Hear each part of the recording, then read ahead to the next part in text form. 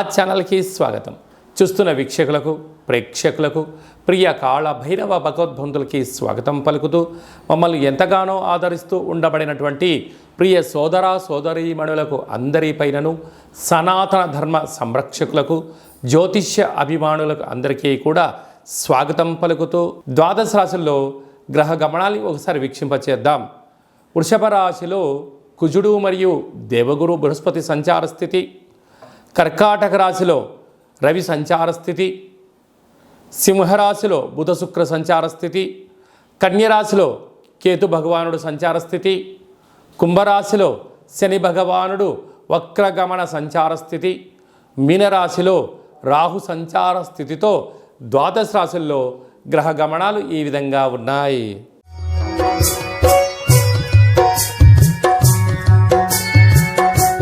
మేషరాశి వారు కాలామావాస్య ఆదివారం అమావాస్య అనురాధ నక్షత్ర సందర్భంగా ఎలాంటి విధులు పాటించాలో ఈ వీడియోలో సవివరంగా సంపూర్ణంగా తెలుసుకుందాం.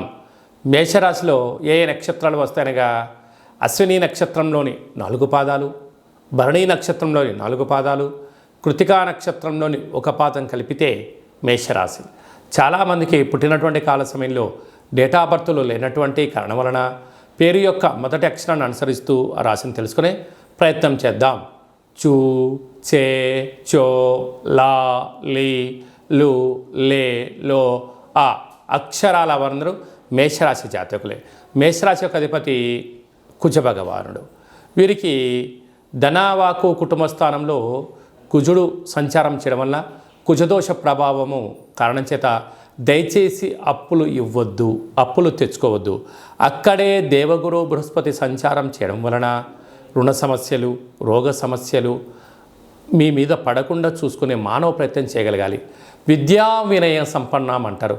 విద్య ద్వారా వినయం, వినయం ద్వారా ఉద్యోగం, ఉద్యోగం ద్వారా ధనం, తెచ్చినటువంటి ధనాన్ని ఎలా సద్వినియోగపరచుకోగలగాలి, దుర్వినియోగం ఎలా ఆపగలగాలో దేవగురు బృహస్పతి యొక్క సలహాలు సూచనలు ఉంటాయి. కనుక మీ మనస్సు మాట మీరు వినండి, ధర్మబద్ధంగా ఉండండి. రుణ సమస్యలు, రోగ సమస్యలకు అనవసరంగా ఖర్చులు పెట్టుకోకుండా ఉండే మానవ ప్రయత్నం చేయగలరు. అర్ధాష్టమరవి ఎందుకనక ఆదివారం రోజు అమావాస్య. అందులో మేషరాశి వారికి కర్కాటక రాశిలో రవి అర్ధాష్టమంగా సంచారం చేయడం వలన ఎవరు చేసినా చేయకపోయినా మేషరాశి జాతకులు ఈ మాసాంతము ప్రతిరోజు సూర్య నమస్కారము, సూర్య భగవానుడికి అర్ఘ్యం వదిలిపెట్టడము, తెల్ల జిల్లేడు వృక్షం దగ్గర దీపం పెట్టడము చాలా అవసరం. అలాగనే సూర్యాసనాలు, సూర్యోపాసన, నది స్నానం చాలా అవసరం అని చెప్పి గుర్తుపెట్టుకోగలగాలి. కనుక ఇలాంటి కాల సమయంలో తెల్ల జిల్లేడు యొక్క వృక్షం దగ్గర దీపాన్ని పెట్టడం, ఆ యొక్క వేర్లు తీసుకొచ్చి ఇంట్లో పెట్టుకోవడం వలన మేషరాశి వారికి అర్ధాష్టమ రవి దోషము, కుజదోషం తొలగిపోతుందని చెప్పి గమనించాలి.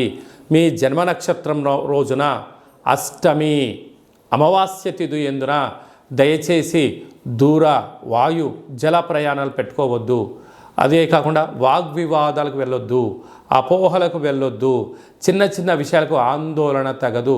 ఇలా అయినట్లయితే వాహన ప్రమాదాలు కానీ, మృత్యుదోషాలు కానీ, అపమృత్యు దోషాలు కలిగే అవకాశాలు మాత్రమే ఉన్నాయి. కనుక వీలైనంత వరకు మౌనం, ధ్యానం, జపం, తర్పణం, అవగాహన, మేధా సంపత్తి, ఆరోగ్యాన్ని కాపాడుకునే ప్రయత్నం చేయాలి. లేకపోతే దీర్ఘకాలిక వ్యాధుల ద్వారా అనేక రకాలమైన ఇబ్బందికి గురయ్యే పరిస్థితి ఉంటుంది. సాఫ్ట్వేర్ ఉద్యోగస్తులు, హార్డ్వేర్ ఉద్యోగస్తులు, వ్యవసాయ సోదరీమణులు, గృహ భవన నిర్మాణ కార్యక్రమాన్ని ఆచరింపజేసేటువంటి వారు, అలాగే రాజకీయాలు, విద్యావేత్తలులో ఉండబడిన వారందరూ కూడా 1-2 సార్లు ఏదైనా పనిచేసేటప్పుడు ఆచితూచి నిర్ణయం తీసుకోవడం మంచి నిర్ణయంగా భావించగలగాలి. ఈ వీడియో మీకు నచ్చినట్టయితే లైక్ చేయండి, షేర్ చేయండి, మా ఛానల్ని సబ్స్క్రైబ్ చేసుకోండి.